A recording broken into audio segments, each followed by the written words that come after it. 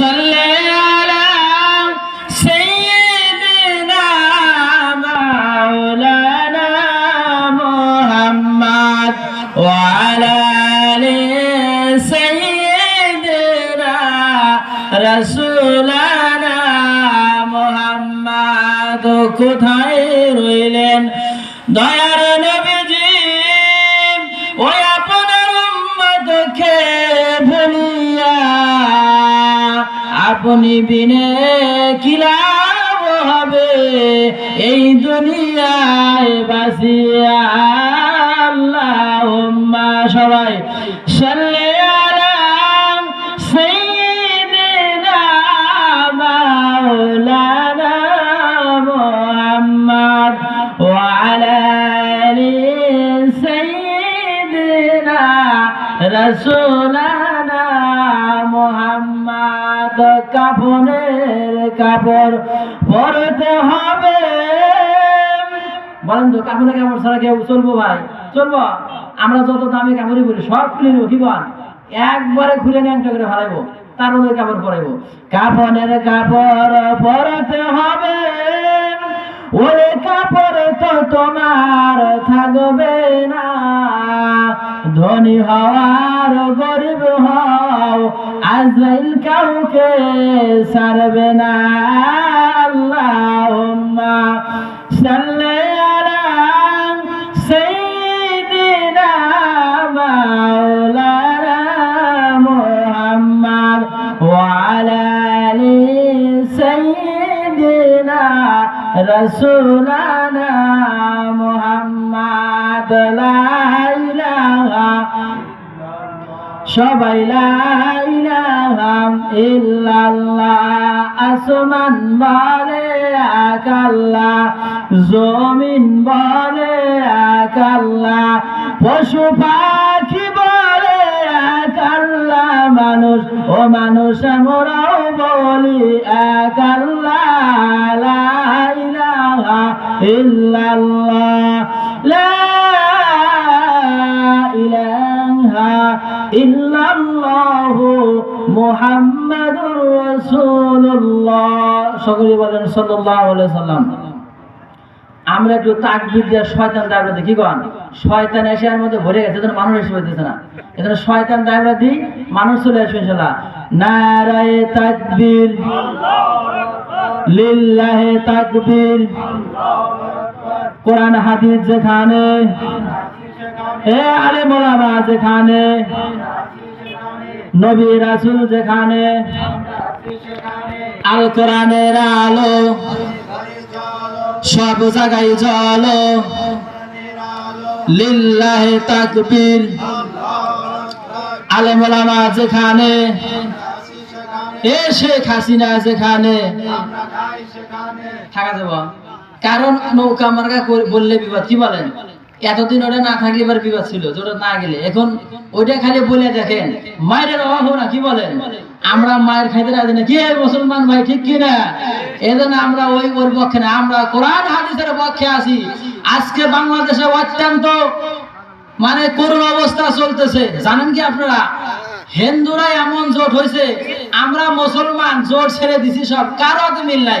ভাই ভাই মিল নাই, চাচা ভাইতে মিল নাই, প্রতিবেশীর সাথে মিলি না, কি মিল আছে? কোনো মিল নাই, খালি কেসাল আর কেসাল আর ভেজাল আর ভেজাল। কিন্তু হিন্দুরা এত শক্ত ভাবে তারা জোট করেছে, জোট করে ইসকন নামে একটা সংগঠন করেছে। এই সংগঠন নেতৃত্ব দিচ্ছেন চট্টগ্রামের কি নাম জানেন ভাই? ভুলে গেলাম। আরে চেন্নাই না কি নাম ভুলে গেলাম, বলেন। এই চেন্নাই শয়তান, এরা জোট গঠন করার পরে এরা কি করতেছে? মুসলমানদের আঘাত করতেছে। এরা মুসলমান মানে এখানকার যে লোকগুলো আছে তারাও জানি ধীরে ধীরে হিন্দু হয়ে যায়। আর এর কল কাটি নাড়তেছে ভারতে বসে বসে। আপা চেনেন না? আপা চলে গেছে 5 তারিখে, সে আপা ওখান থেকে কল কাটি নেড়ে আমাদেরকে ধ্বংস করার ব্যবস্থা করতেছে। গত 2 দিন আগে আমাদের এক অ্যাডভোকেট সাইফুল ইসলাম আলিফ ভাইকে জবাই করে হত্যা করেছে। আমরা সরকারের দৃষ্টি আকর্ষণ করব, মাননীয় প্রধান উপদেষ্টা আপনি এর বিচার সঠিকভাবে করবেন যে আমাদের আইনজীবী সাইফুল ভাইকে হত্যা করে জবাই করেছে। এর দৃষ্টান্তমূলক শাস্তি আমরা চাই কি চাই না মুসলমান? কারণ আজকে আমার এক ভাইকে হত্যা ঠিক কিনা? এই জন্য বাংলাদেশে এই সমস্ত হিন্দুত্ববাদী আমরা দেখতে চাই না। আমরা মন্দির পাহারা দিলাম, তোমাদের পূজার সুবিধা করে দিয়েছি, আর তোমরা আমাদের মাঝে ঢুকে তোমরা আমাদের হত্যা করবে। আমরা কখনো এটা ছেড়ে দেব না মুসলমান। আজকে সারা বিশ্বের মুসলমান, বাংলাদেশের মুসলমানরা প্রতিবাদ করছে, আলেমরা প্রতিবাদ করেছে, মামুনুল হক সহ আলেমরা আজকে কবর ইস্তেহার করতেছে। অথচ ওদিন আপা ভারতে বসে বসে বিবৃতি দিছে। কেন কোন হিন্দুর পক্ষে মুসলমান বিবৃতি দিতে পারে না? উনি শেখ হাসিনা বসে বসে বিবৃতি দিল, এই চেন্নাইয়ের জন্য কিছু না হয়। তাহলে দেখেন, যারা হিন্দুর পক্ষে নিল সে কি মুসলমান হতে পারে? মুসলমান হয় হিন্দুর পক্ষে কথা বললে ওর ইমান যমুনা নদী, পদ্মা নদী, করতোদে ভাইসা বুড়িগঙ্গা চলে গেছে, ঠিক কিনা? কাজে আমরা এই সমস্ত হিন্দুদের পক্ষে নাই। আজকে যারা দেশটা স্বাধীন করেছে, আমার ভাই আবু সাইদ, আমার ভাই মুগ্ধ, কত রক্ত তাদের ঝরেছে, এই রক্তের বিনিময়ে আমরা পেয়েছি স্বাধীনতা। কি বলেন? আমরা মনে করছিলাম আর হইল না, প্রায় 18 গেল, 24 সাল গেল, ওদিকে 14 সাল গেছে, পারি না, হয় না, সব ফেরত আসলো। আল্লাহ রাব্বুল আলামিন হঠাৎ করে এমন আবাবিল পাখি পাঠিয়ে দিলেন যে আবাবিল পাখির বিনিময়ে আল্লাহ রাব্বুল আলামিন বিজয় দিয়েছেন। কি বলেন? আমরাই বিজয় চাই। সব নির্বাচনে আমরা ভাবিক দেখলাম, আবার দেখলাম, চাষিক দেখলাম, সবাইকে দেখছি, কিন্তু কোরআন সংসদে গিয়ে কেমন করে দেশ চালায় এটা আমরা দেখি নাই। আমরা চাই আগামী দিনে কোরআন সংসদে যাই। এরা আমরা চাই কি চাই না মুসলমান? কারা কারা কোরআনের পক্ষে আছে দুহা তুলে আল্লাহকে দেখান, নারে তাকবীর। কোরআনের পক্ষে আছেন তো মুসলমান ভাইরা আমার? আল্লাহ রাব্বুল আলামিন কোরআনে হাকিমের ভিতরে সূরা ইমরানের 19 নম্বর আয়াতের ভিতরে বলেন, আল্লাহ রাব্বুল আলামিন বলেন, ইন্না, আল্লাহ রাব্বুল আলামিন পরিষ্কার ভাবে জানিয়ে দিলেন, কি জানিয়ে দিলেন? ইন্না, আল্লাহ রাব্বুল আলামিন বলেন, ইন্না দিনা ইনদাল্লাহিল ইসলাম, ইসলাম হলো আমার কাছে সবচাইতে মনোনীত ধর্ম, ইসলাম হলো আমার কাছে গ্রহণযোগ্য ধর্ম। এটা বাদ দিয়ে তোমরা যত ধর্ম মানো না কেন, আমি আল্লাহ ওইটা পছন্দ করি না। জোরে জোরে বলেন ঠিক কিনা? মুসলমান ভাইরা আমার বলতে পারেন, ইসলাম বাদ দিয়ে যদি অন্য কোন ধর্ম কেউ মানে, অন্য কোন আদর্শ যদি কোন মুসলমান লালন করে, আল্লাহ রাব্বুল আলামিন সূরা ইমরানের 85 নম্বর আয়াতে ক্লিয়ার করে দিলেন, ওয়া মাইয়াবতাগি গায়রাল ইসলামি দীনান ফালা ইউকবালা মিনহু ওয়া হুয়া ফিল আখিরাতি মিনাল খাসিরিন।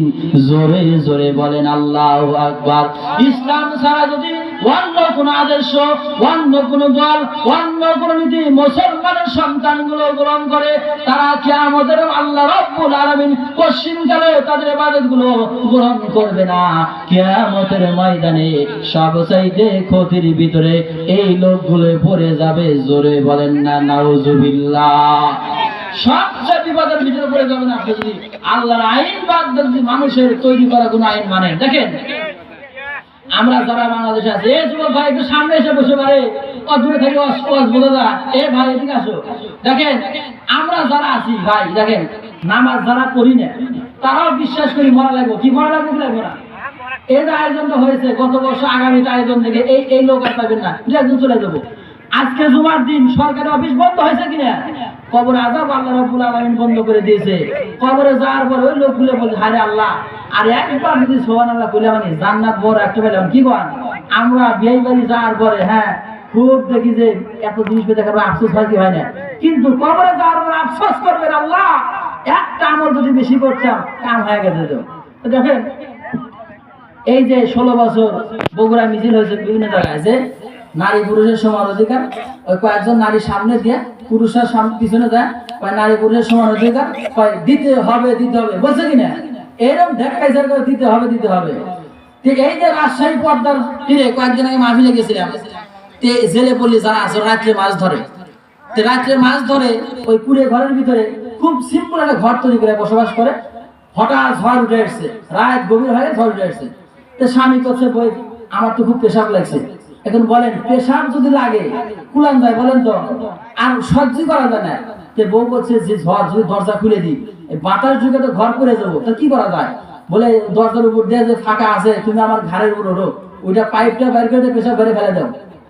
তে কয় তাই কি কয় বল না জান বাঁচে না কি করবো স্বামীকে উপরে তুলছে তোলার পরে পাইপ দিয়া পাইপটা বুঝতেছেন সবাই কি বলে ভাই যুবক ভাই বোঝেন না পাইপ কি জিনিস ও শুরু দিয়ে পেশাব করে বাইরে ফেলে দিছে দেওয়ার পরে কিছুক্ষণ পরে বউ করছে কে স্বামী বল কি হয়েছে বলে আমারও তো পেশাব হয়েছে বল তোমার পেশাব আমি তো পাইপটা ভাই তুমি কি দা ফেলাইবে বলে আমি অমনি ফেলাবো বল না হবে না বল না তাই করো পরে বাধ্য হয় স্বামী কি করছে কাঁধের উপর নিচে নেওয়ার পরে যখন পেশাব করে পেশাব আর তো পাইপ না কি ভাই আর তো পেশাব দূরে যায় না খালি ভিজা খালি স্মুকেট আছে নিচের দিকে যখন যায় তখন স্বামীকে এবার এরকম কে নন্টা নন্টা লাগে কেমন জানি পেশাব কেমন কয় যে কে বোঝো না স্বামী স্ত্রী সমান অধিকার চলে না কে মুসলমান ঠিক কিনা আল্লাহর বিধান বাদ দেবে কেউ ইসলামের বিধান বাদ দেবে কেউ অন্য কোন আদর্শ মানে তাদের এইরকম হবে ঠিক কিনা এই জন্য আল্লাহর বিধানগুলো আমাদের মানতে হবে আল্লাহর বিধান যদি আমরা নষ্ট করে দিই কিয়ামতের ময়দানে আমাদের সবচাইতে কঠিন বিপদে পড়তে হবে না মুসলমান ভাইরা আমার কবরের ভিতরে মানুষ যখন চলে যাবে সমস্ত আমলগুলো আপনাদের বন্ধ হয়ে যাবে কোন আপনার আমলগুলো আপনার সঙ্গে যাবে না আপনি যখন মারা যাওয়ার সঙ্গে সঙ্গে তিনটা বস্তু আপনার সাথে কবর পর্যন্ত যাবে আমার ভাইরা এক নাম্বার হলো আপনি যে আমলগুলো করেছেন এই আমলগুলো আপনার সাথে সাথে চলে যাবে দুই নাম্বার হলো আপনার যে আত্মীয় স্বজন মারা যাওয়ার পরে খবর পাবে এরা কবর পর্যন্ত আপনার সাথে চলে যাবে তিন নাম্বার চলে যাবে আপনার যত সম্পদগুলো আপনি করেছেন সব কবর পর্যন্ত যাবে আপনাকে মাটি দিয়ে আসার পরে ওখান থেকে আত্মীয় স্বজন চলে আসবে সম্পদগুলো চলে আসবে আপনার নেক আমল আপনার পক্ষে থাকবে অন্য কেউ আপনার পক্ষে থাকবে না বলে থাকবে এত ভালোবাসা মহব্বত দেখবেন যে কবর আর কেউ থাকে না উদাহরণ দিলে বুঝবেন এখন আপনি বাড়িতে নতুন একটা খাট বানাইছেন ভাই দামি খাট বানানোর পরে যেদিন বাড়িতে নিয়ে আসছেন বাড়ির লোক বলছেন যে ইচ্ছা করে বানাইলাম যদি আমি সুস্থ যদি আমার ইচ্ছে একটু ঘুমামো কিন্তু হঠাৎ করে দিন অসুস্থ বাঁচি না জামাই দিয়ে ছেলে বেলে বলছে বাবা আমার ইচ্ছে ছিল খাটে ঘুমামো তাহলে আল্লাহ পূরণ করবো কি না করবো কপাল ভালো কি মন্দ আমি অসুস্থ হয়ে যাচ্ছি আমাকে হাসপাতালে নিয়ে যাও যদি আমি বেঁচে থাকি ঘুমাইতে পারবো আর যদি মারা যাই আমাকে একটু 2-4 মিনিট রাখবে মুসলমান ভাইরা আমার কথাটি বলার পরে অসুস্থ হয়ে পড়ে গেলেন লোকটা সন্তানগুলো হাসপাতালে নিয়ে যাওয়ার পরে ডাক্তার বলছে আপনার আব্বা রাস্তার ভিতরে মারা গেছে সন্তানটা কথা শোনার পরে দু চোখের পানি ছেড়ে দিয়ে বলে আল্লাহ আমার আব্বা এই মুহূর্তে জীবিত ছিল দীর্ঘদিন আব্বার সাথে বসবাস করলাম আজকে হঠাৎ করে মারা গেল বুঝতে পারলাম না আব্বাকে যখন ব্যাগে করে বাড়িতে নিয়ে আসছে আনার পরে যখন এলাকার লোক বলতেছে তোমার আব্বার জন্য কোন কাফন দাফনের ব্যবস্থা করে ফেলো মুসলমান ভাইরা আমার শেষ করতেছি সময় খুব নাই অল্প সময় 2-4 মিনিটের মধ্যে শেষ করে দেব যখন বাড়িতে নিয়ে আসছে রাত্রি 10টা বেজে গেছে শীতের রাত এলাকার লোকজন বলতেছে আপনাকে আব্বাকে এখন দাফন করা যাবে না শীতের রাত্রি 10টা বেজে গেছে লোকজন হবে না আগামীকাল ঘোষণা দিয়ে দেন সকাল 10টায় মাটি হয়ে যাবে বলেন তো এই 10টি রাত্রি তখন 10টা পার হয়ে গেছে এই সারা রাত্রি মরা মানুষের কাছে পাহারা দেওয়ার মতো আর কোনো মানুষ খুঁজে পাওয়া যায় না আপনার পুলিশ থেকে যে ভয় না করে এই মরা মানুষ থেকে মানুষ বেশি ভয় করে কি বলেন দেখুন এলাকার লোক বলতেছে তোমার আব্বা বলছিল ওই নতুন খাটে একটু ঘুমাইবো একটু রাখো কয় না চলবো না রাখবো বলেন তো ওই নতুন খাটে আপনি মাত্র মারা গেছেন বাসি হনই নাই এই খাটে আপনাকে কেউ তুলবে না উদাহরণ দিলে বুঝবেন এলাকার যারা আওয়ামী লীগের লোকজন যারা এরা যদি বর্তমানে বলে ভাই আমি তো জামাত বিএনপি করি কে মানবো মায়ের বাসাবের লেগে দলে আসতে চাও মুসলমান ভাইদের আমার কবরে যাওয়ার পরে আপনি দুনিয়ার জীবনে আল্লাহ রাসূলের আদর্শ মানেন নাই ওই কবরে যাওয়ার পরে আপনার বুকের উপরে হাত দিয়ে যদি বলা হোক বিসমিল্লাহি ওয়া বিল্লাহি ওয়া বিসাবিলিল্লাহি ওয়া আলা মিল্লাতি রাসূলুল্লাহ আপনাকে রাসূল ওই সময় মরা মানুষটাকে গ্রহণ করবেন আসুন আমরা ফিরে আসি আগামীতে কোরআনের শাসন আমরা দেখতে চাই কি চাই না আমরা আগামীতে ইসলামী সরকার হোক আমরা চাই আল্লাহ রাব্বুল আলামিন আমাদের সকলকে